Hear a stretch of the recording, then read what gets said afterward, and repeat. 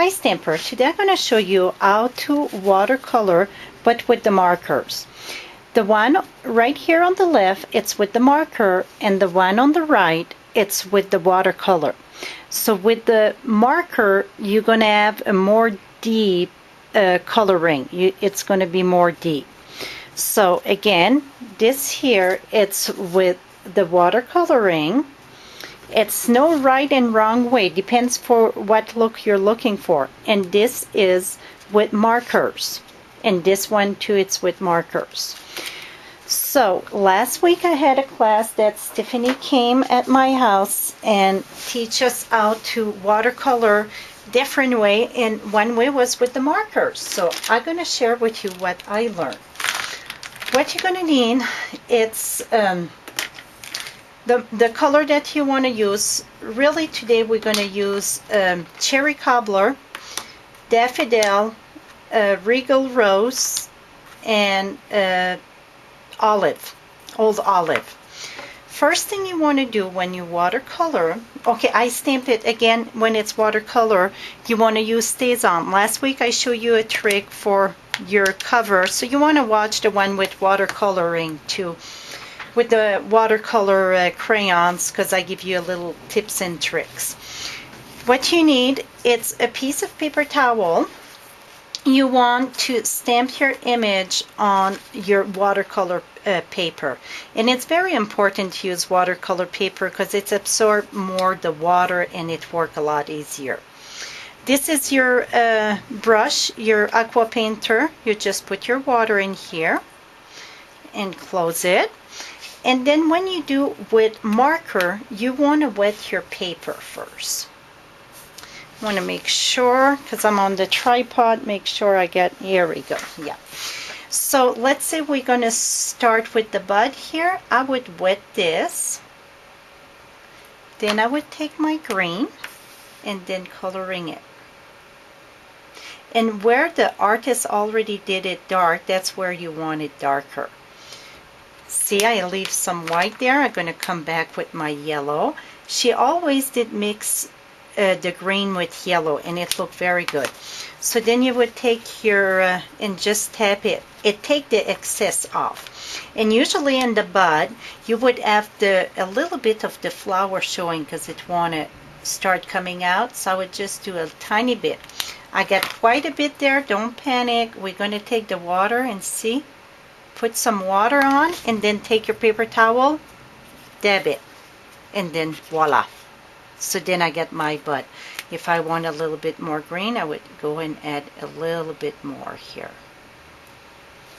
And then I'm going to blend it a little bit. I think it's not blend enough. Here we go.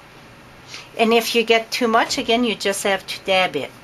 And for my flower, let's say we're going to do this petal here. I'm going to wet this good. When I say good, you don't want it running water, but you want it that it's that, you know that your paper is wet, so then it's going to absorb better. Going to take, you always take, well, I say always, it's no right or wrong way, dark color or light color first. For this here, I like to use my dark color first. I'm going to go around here. And then I'm going to take my lighter color, that would be rose red. And then I'm going to brush inside it. And here I could have a little bit darker over here. And then what she does, she take her paper towel, dab it, and look at the good shading that gives you.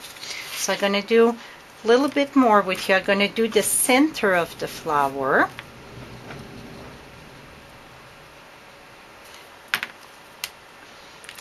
I always want to use the brush side of the marker. Here we go. Now I get my center done. Then I would keep on going with my petal here. And you just want to do one or two petals at the same time, because if not, where you put your water, it would dry. Because like I said, this watercolor paper, it got cotton in it, and that's what absorbs it so good.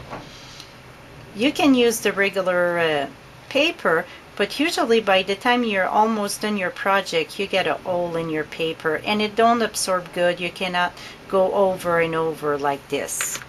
Then I would take my light color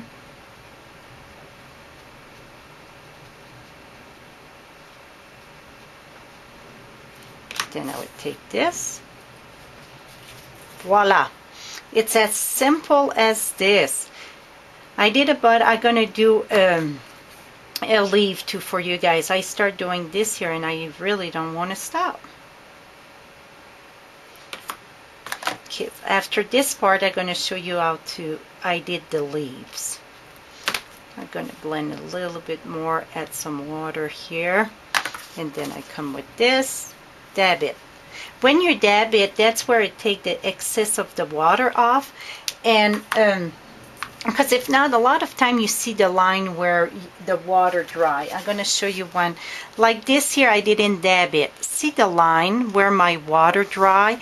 So that's why if you dab it, I don't know if you can see right here, you get all the line where the water dry. If you dab it, it take that line away, so it's more smooth. But watercolor can be kind of running too, because it's watercolor. Okay, for a leaf, what she does, again, she used green and yellow. So again, I'm adding my water on my paper. And I just add the water on the paper when I use color with the marker. Oh, here I started with yellow. So I'm going to color the inside yellow. So really it don't matter dark or light first. I like to start with my dark first for some reason. So I'm just going to outline where it's already dark, where the stamp, you know, it's stamped and it's dark. And then I'm going to take my watercolor brush and smear it a little bit more. And then I'm going to come dab it. Voila. So that is it for the water with markers. This was done with the crayon, so you see it's a little bit of different. This is more bright colored. The other one, it's more a wash. So I think I get one done. Yes, I do have one done. That was done with the marker. So that is it for today. Hope you learned something new. Till next time, happy watering color. Oh, that didn't sound good. Happy stamping.